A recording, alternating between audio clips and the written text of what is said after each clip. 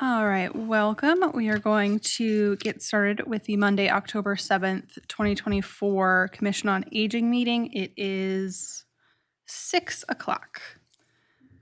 Roll call. It looks like we are missing 2 members currently, Beth and Angela, but we do have a quorum. First item of business is to approve the minutes of the previous meeting. Do we have any questions, or is there a motion to approve the minutes?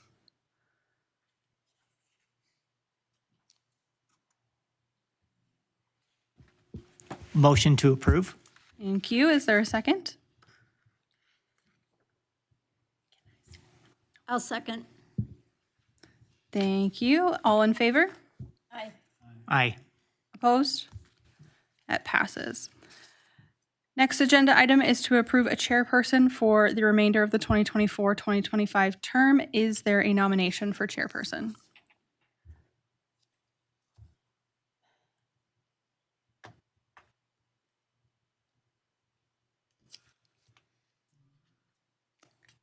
A nomination for chairperson?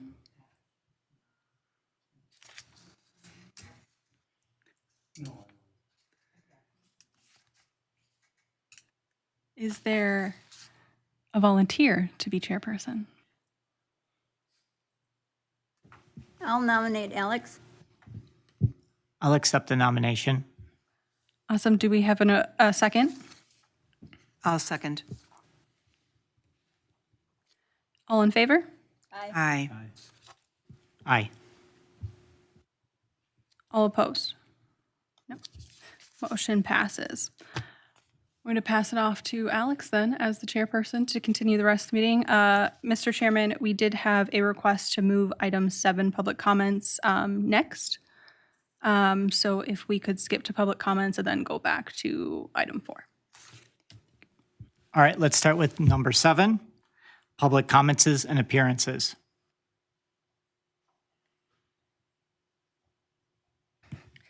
Ann Lorge, I'm here to say thank you to all of the members of the commission. About 5 or 6 years that I was on it was a great time, was a learning experience, and everyone on the commission seemed to get along and enjoy what they were doing. So I want to say thank you for that. And if someone should ask, I was told I was removed approximately a month and a half to 2 months ago. And I will say that I was told I didn't follow the plan for the commission, at which time I said I didn't know there was a plan because no one had ever brought up a plan. So we were kind of working on our own and everybody seemed to be okay with it, but when others aren't, then that's what happens, and I wish you guys the best of luck and to keep up the good work because I think we did a pretty good job fairly. So thank you for your time. Thank you, Ann.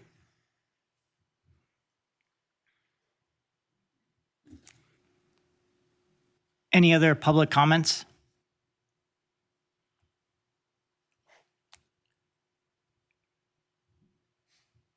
All right, we'll move to number 4, discussion on senior center planning.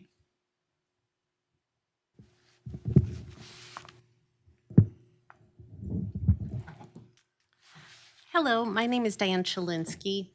I wanted to give an update since the time that I became the director of the Senior Center, which was recently, September 25th to be exact. We started off my time with the Senior Center with a wonderful open house on my first day from 1 to 3. I was able to meet a lot of great people and learn about the history of the center from their eyes and learn about what's been done and ideas for things to come. So far in my time in my role, I have been focusing on learning about the day-to-day operations, meeting folks. Lots of people are stopping in to introduce themselves and share experiences of what they participate in and ideas that they have. I have always believed in having an open door policy and welcoming people in to hear what they say, not formally to schedule an appointment with me I like to make myself available for folks when they have something they'd like to discuss. I've also been learning about the role of the volunteers and their function within the center. We have a wonderful group of volunteers who give of their time and talents to be part of the center on a daily basis. I've also been learning about the current classes, events, space utilization within our current center, and ideas for things to come.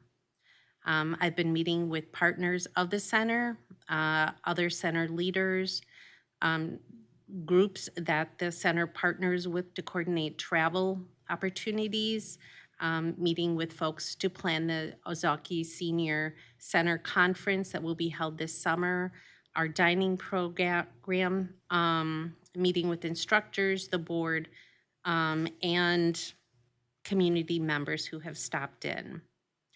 A few of the things that I've also been exploring, the center that I previously was at as a center manager, we had a data tracking system called My Senior Center. And this is something that I have reached out to learn more about the cost. And I certainly know of the benefits and how it functions and the benefits of it. I will be happy to share more information on that at the next meeting if you would like. It is a very user-friendly way to track member activities, day-to-day activities, so you can see your trends, you can view your current most well-attended special events, activities. It tracks things like demographics, people's birthdays, so to call up the monthly birthday list, you could very easily do that with just a click of a button. It also tracks volunteer hours. Much of that type of data tracking is currently done pen and paper, rather, I guess for lack of a better term, old school type of data tracking. And so because I'm very familiar with its ease of use and the benefits, it's something that I have been exploring and would like to continue exploring as a possibility to bring to Port Washington Senior Center. Another thing that I've been looking into, because I'm familiar with it and I've also, since starting in my role, have received 2 copies from other senior centers of their monthly newsletter. And there's a company that we worked with and other centers work with where the printing is all done by them at no cost to the senior center. They sell ad spaces. So, for example, our current newsletter, which is approximately 17 pages long, 17 to 20 pages on average, would have perhaps 3 pages of advertising within the publication. It's very easy to read. It's a very professional look. And certainly the benefit of it is that there's no cost to us to have it printed, which is certainly a cost. Currently, we print over 450 newsletters per month. With this particular company, you can get up to 1,000 printed per month. And with that, if we had a need for 450, 500 for our current membership, the remainder, I'd really like to see us be able to put out in the community so that we can start getting more outside of the walls of the senior center and attract a wider community base. So that would allow us to do that. We could find a variety of places to put those. We could start that change of our newsletter. We could start that process fairly soon, and that could go into place as early as the first of the year. I do have some samples if anyone would be interested in viewing what some of the newsletters look like. And the other change along with that, which really serves 2 purposes. Currently, we mail them, which there's quite a large cost involved in mailing.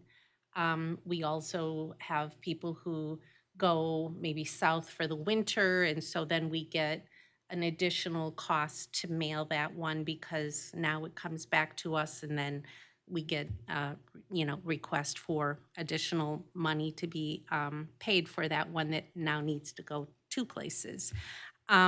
So one of the changes that I'm considering and I would like input on too as we go forward would be the idea of having the newsletter available at the center, as well as sending it out through email blast, our Facebook site, and our website. It encourages people to come into the center to pick them up versus just having it mailed to their home, which in some cases might be what's needed, but perhaps we could look at, whether or not there would need to be an additional cost to save on our postal services, as it is quite large. I think that's all I was going to say about that. I've seen this be very successful at the center that I'm from. We did not mail out the publication, and instead did encourage folks to come in, and it was amazing how many people came in to get it and then were like, I haven't been coming regularly, but being here, it looks so great again. I'd really like to start coming back. So it's kind of a multi-level benefit to doing that. So those are a couple of the things that I'm kind of focusing on right off the get-go. Another thing I wanted to mention is that we have our third annual holiday craft fair coming up on November 9th. It will be held from 8:30 to 3, and it will include a bake sale, concessions, there'll be mini chair massages. We have 19 craft vendors. There'll be a silent auction and a lot of activity going on in the center, which hopefully brings people in who may not normally come in, who then we can offer tours and have our newsletter available to them and perhaps sign up a few folks for membership on that day as well. So it's been a very successful event in the past. We have 2 great volunteers who co-coordinate the event and many wonderful chair people along with that event. So we're looking forward to a wonderful event on the 9th of November. That's a Saturday. That is my update. May I ask a question? Is there going to be an October newsletter? There is. We are in the process of doing it. Oh, okay. Because of my late start in the month of September, and it not being started to that point, it's really been something that we're putting together at this time. It is being reformatted right now. The previous newsletter was not very easy to add content to, so we're in the process of doing that, and it's most likely going to be completed tomorrow, and then but they will still be mailed, I think, this month. Yeah. So, Okay, thank you. yes.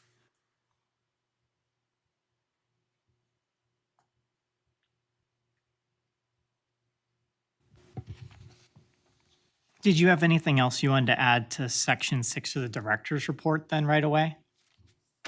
Trying to think.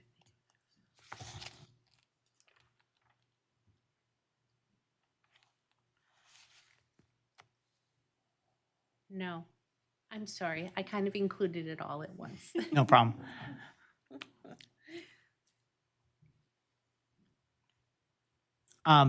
Would any of the other commission members have any business that they would like to bring for section 6? I would, Alex. First of all, I want to let all of you know that I truly feel honored that I'm on the Commission on Aging commission right now. I've been so involved in the last couple of years, and I've got all of these things in my head that I'm hoping that we can implement at the senior center. I am meeting this week with Diane to get her up to speed on, I don't know if you remember or not, 2 years ago, we had listening sessions at the senior center. I've got tons of information from those. We also had a community survey where we took information from people who were not members of the senior center. All of that information we can put together to work toward improvements and enhancements at the senior center. So I'm very excited to be a member and be a little bit more active in hoping to work with Diane to make all of these things come to light. So thank you.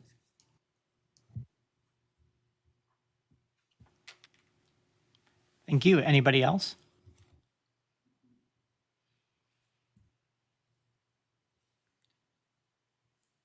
All right, well, we'll move to number 8.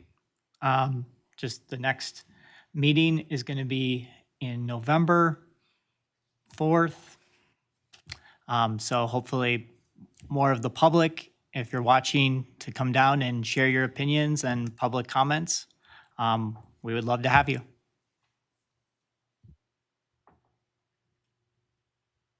Do I hear a motion to adjourn? So moved. I'll second. All right, and that will conclude tonight's meeting.